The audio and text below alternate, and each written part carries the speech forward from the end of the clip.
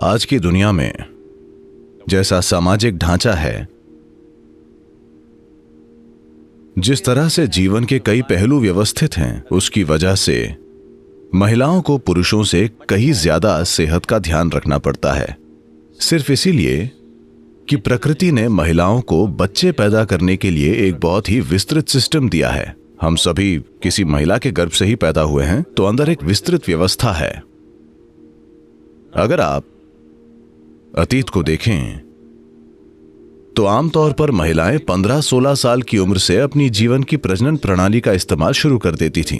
वे शायद जीवन भर या कम से कम उनके पूरे प्रजनन जीवन में किसी तरह से अपनी प्रजनन प्रणाली का उपयोग करती थीं। अगर किसी महिला के जीवन में 6, 7 या 8 बच्चे होते थे तो शायद वो पूरा जीवन व्यस्त रहती थी। तो प्रजनन अंगों का एक तरीके से उपयोग होता था। इस वजह से महिलाएं वैसी चीजों का सामना नहीं करती थीं जैसे आज कर रही हैं। एक और कारण यह है कि पुरुष और महिला दोनों ही शारीरिक रूप से बहुत मेहनत करते थे। शारीरिक मेहनत की वजह से पेट के आसपास कभी कोई चर्बी नहीं होती थी। कम उम्र में अगर कोई लड़की पेट पर चर्बी जमा कर लेती है तो वो खुद परेशानी को बुलावा दे रही है। इसके बारे में कोई दो राय नहीं है। ये जीवन के कई वांशिक और दूसरे पहलुओं पर निर्भर करता है कि ये कब होता है, पर पेट पर चर्बी जमा हो जाए तो एक युवा महिला पक्का परेशानी को बुला रही है। समस्याएं होंगी। शायद वो ऑफिस में काम करती हैं, इसीलिए पर्याप्त शारीरिक गतिविधि नहीं होती, पर उससे कोई फर्क नहीं पड़ता क्योंकि उस काम में ज्यादा शारीरिक मेहनत नहीं है। अगर आप किसी खेत में काम करती हैं तो बात अलग है।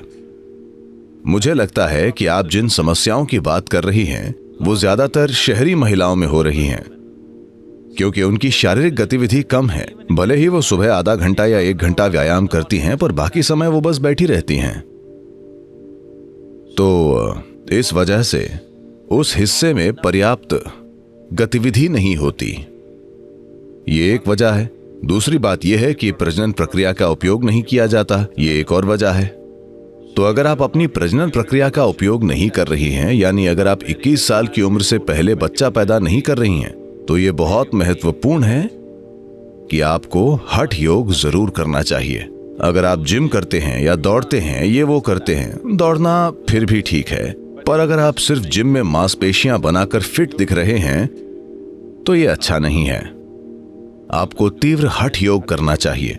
12 साल की उम्र से अगर कोई बच्ची हठ योग करना शुरू कर देती है तो ये सभी समस्याएं जिन्हें ज्यादातर लोग एक बड़ी समस्या मानते हैं और अपने भीतर विकास के हर चरण से बहुत ज्यादा संघर्ष से होकर गुजरते हैं, ये लड़कियां उनसे बिना किसी दिक्कत के होकर गुजरेंगी। तो ये होना चाहिए कि अगर किसी महिला के प्रजनन स्वास्थ्य को बिना प्रजनन के अच्छी स्थिति में बनाए रखना है तो ये बहुत जरूरी है कि कुछ चीजें की जाएं, और आप इसके लिए जो कर रही हैं उसका ज्यादातर हिस्सा आपके सीने या पेट के हिस्से पर केंद्रित होना चाहिए। इसकी एक तरह से कसरत होनी चाहिए। ऐसी कोई प्रणाली नहीं है जो हठ योग की तरह इस पर काम करती है। हठ योग की प्रणालियां इस पर काम करेंगी और ऐसे विशेष आसन और प्रक्रियाएं हैं जिन्हें सिखाया जा सकता है। अगर वो ऐसा करती हैं तो उन्हें मेडिकल हेल्प की जरूरत नहीं होगी, जिसकी संख्या दुर्भाग्य से बड़े पैमाने पर बढ़ रही है।